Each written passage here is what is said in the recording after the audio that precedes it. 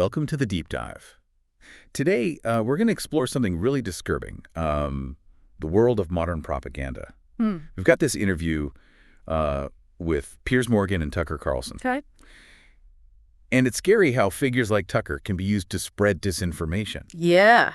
And what's even more unsettling is how they target people who are already into conspiracy theories. It's a strategy that exploits existing, fractures within society, using those divisions as a weapon. Right. It's subtle warfare, and it's very hard to combat. Yeah, it's like a virus, infecting the information ecosystem and spreading from there. Yeah. But why is someone like Tucker Carlson so effective at this? Well, Tucker Carlson has cultivated this very specific image as, the outsider, the one willing to challenge the establishment.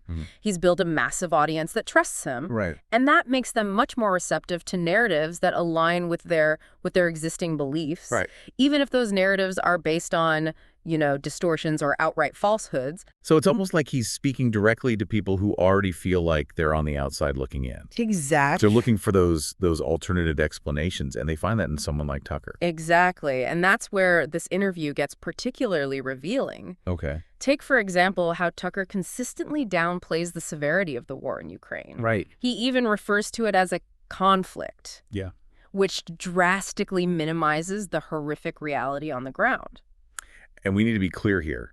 This is the most brutal war Europe has seen since World War II. Yeah. Millions of Ukrainians have been displaced.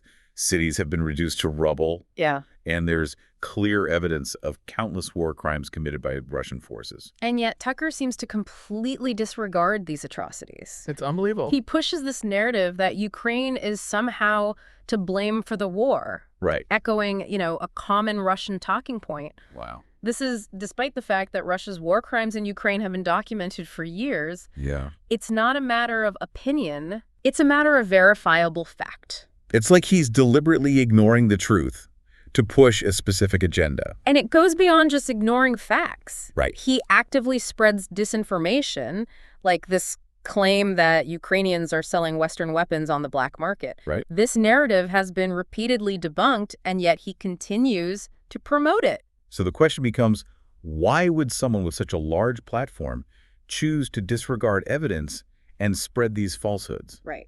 What's the motivation there? That's where the concept of propaganda comes into play. Okay. It's not about conveying truth. It's about pushing a specific narrative regardless of the facts. And by targeting those who are already prone to believing conspiracy theories, they can amplify these narratives, creating a distorted perception of reality. And in this case, that distorted perception is being used to weaken support for Ukraine, making it harder to hold Russia accountable for its actions. It's scary how just choosing certain words can shape public perception. But that's what we're seeing here, right? It's not just what he's saying, but how he's saying it. Absolutely. One of the most powerful tools is framing. Yeah. He consistently frames the war in Ukraine as something instigated by the West, specifically NATO expansion. So instead of Russia being the aggressor, he's painting them as defending themselves against the West. Precisely. And this ignores the historical context. Right. Ukraine has been independent since 1991, and NATO expansion was a response to Russia's actions, not the cause. So it's like blaming the victim, turning the narrative on its head. Yeah. He also uses very calculated language. Okay. For instance, he refers to Zelensky as a dictator. Right. While downplaying Putin's authoritarianism. Right. He even suggests that Putin is more popular than Biden.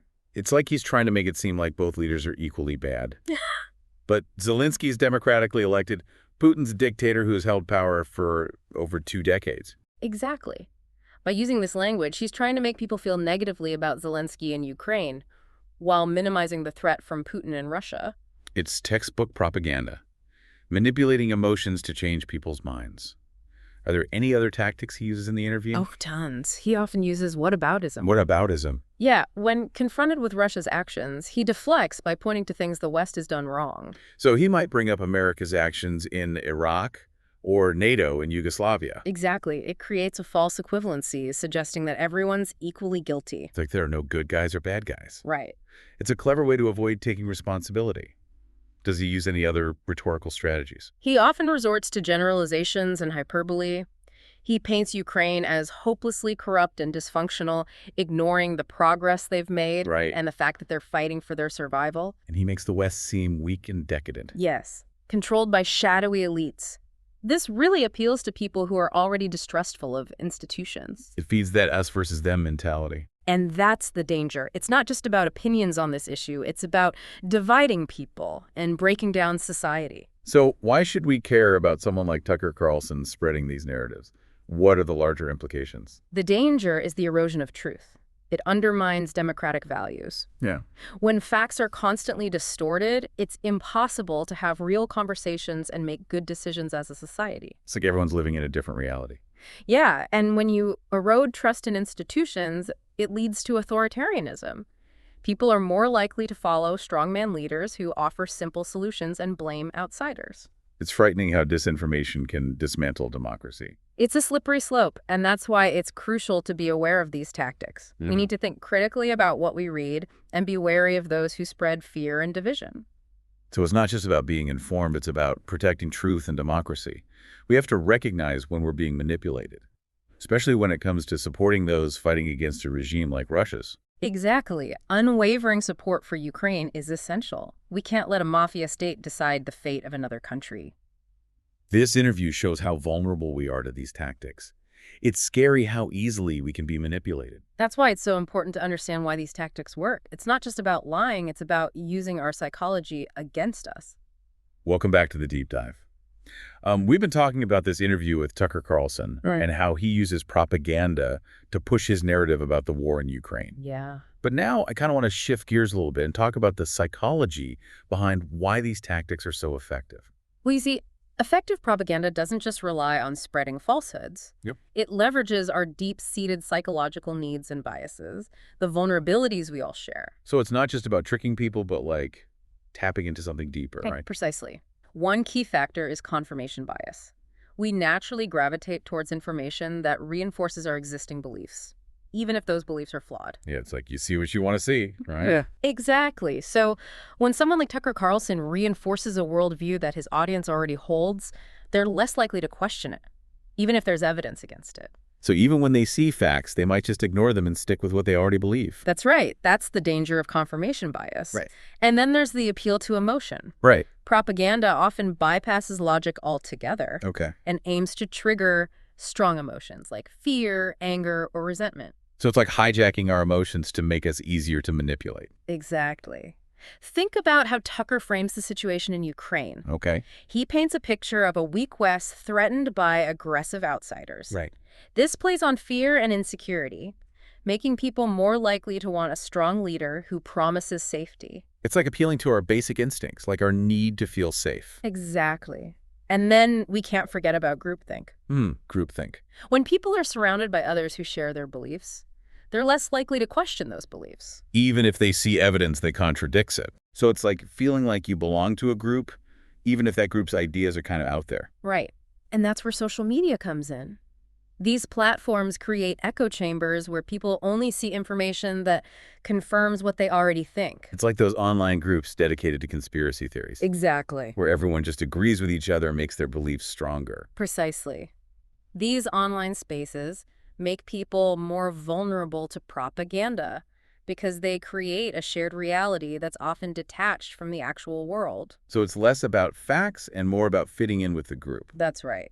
So knowing all of this, what can we do to protect ourselves? Yeah, that's the big question, right? Especially in a world with so much information coming at us from all sides. Well, the first step is awareness. We need to understand that these tactics exist and that we're all susceptible to them to some extent. So it's about recognizing our own biases and being willing to challenge our own assumptions. Exactly. We also need to develop critical thinking skills and learn how to evaluate information sources. How do we do that? Ask yourself, who's presenting this information? What are their motives? What evidence supports their claims? Is there another side to the story? It's like becoming our own fact checkers. Exactly. And finally, don't underestimate the power of diverse perspectives. Seek out information from a variety of sources, even those you might disagree with. Engage with different viewpoints. It can help you break out of echo chambers and gain a more comprehensive understanding of the issue. So it's about being open to the possibility that we might be wrong and that learning is a continuous process. Precisely. Wow, this deep dive has really been eye-opening. We've learned how propaganda exploits the information landscape and our own psychology. It's a reminder that we need to be vigilant and informed citizens, especially today. Nice. And as we wrap up, here's a final thought for you, dear listener. We've discussed how figures like Tucker Carlson can be used to spread propaganda. But what about the responsibility of those who consume this information? Where does their accountability lie? That's something to think about as you navigate this complex world of information and misinformation. Until next time, keep diving.